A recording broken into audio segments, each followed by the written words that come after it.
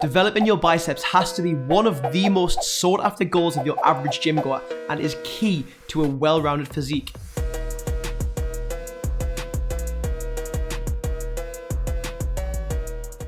Now, I'm 99% confident that if you used only a simple dumbbell bicep curl consistently for the next 3 years, you'd see huge growth in your biceps. However, if you're looking to squeeze as much as you can from your biceps, I'm going to run through the 3 main exercises I've used to build my biceps over the last 7 years. So, exercise 1 is a cable preacher curl, which is a brilliant exercise to challenge the biceps in a shortened position. As you can see here, we want the bench height to be slightly higher than the cable so that when our arm is fully extended, there is a nice straight line from your shoulder to the end of the cable. Now, the bench is used to provide the elbow with stability, which is generally something you should look for when optimizing muscle growth. Now, for the movement itself, we want to focus on not fully straightening the arm so we can keep tension in the bicep. As well as this, there isn't much need to drive your hand as far back as possible. Feel out how far you can take your arm back while maintaining this position. Now, if you just can't be asked to set that up, or you don't have access to it in a busy gym, here are my 2 alternatives. First off, if your gym has a machine preacher, then great. Generally speaking, when I'm using this, I'll opt for a single arm over a double arm. But whichever way you choose to do it, you want to make sure your arm is completely aligned with the cable throughout the entire movement. If you don't have access to this either, this option with a preacher bench and a dumbbell is just as effective. I prefer to use the back of the preacher instead of the front for 2 reasons. First, it allows me to hang with the dumbbell when I hit failure, and it's proportionally heavy during peak contraction. This is definitely one of the more popular bicep exercises, and for good reason. The inclined dumbbell curl challenges the biceps in a more lengthened position and is generally a great option for most lifters. For the setup, grab yourself a bench and set it to either one of these 2 positions. Lie back into the bench with the shoulders hugging the bench and the shoulders in extension. Keeping your wrists facing forward, curl the dumbbell upwards with the key point here to keep the elbows stationary.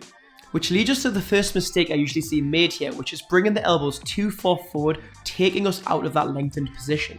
Think about pushing the elbows backwards with an arcing motion and a solid upper back. The second mistake is simply having the bench too low. We are aiming to have the shoulders in an extended position, however, there is diminishing returns the further we go back as the biceps will simply have less leverage. Now, with a dumbbell curl, there is a big drop off in weight at the bottom of the movement. So we can either finish the movement before fully straightening our arms, or we can move over to a cable to ensure more tension throughout the entire portion of the curl. For this, set up a cable with both sides near the bottom and the bench at the same height we had before. From here, it's the exact motion as before. Keep the elbows back and the upper back nice and tight. Now, the bench provides some welcome stability, but if you feel like it's getting in your way, we have a standing cable alternative.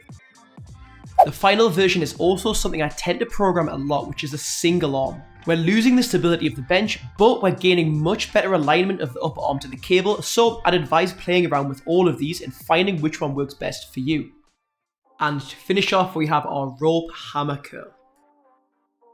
This exercise allows us to bias the brachioradialis and brachialis much more as we are in a neutral grip. For your setup, grab a rope and throw a cable at the bottom of the stack.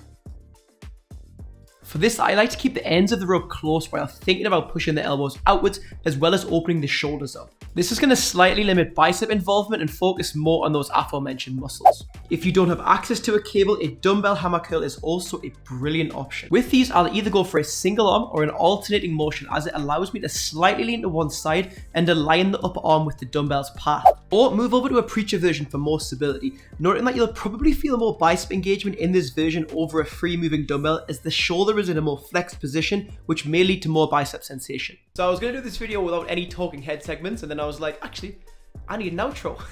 So here's Editor Lewis to say thank you very much for watching today's video. I really hope you enjoyed it. Please leave some comments below about your favorite bicep exercises and what you thought of mine, and I will see you in the next one.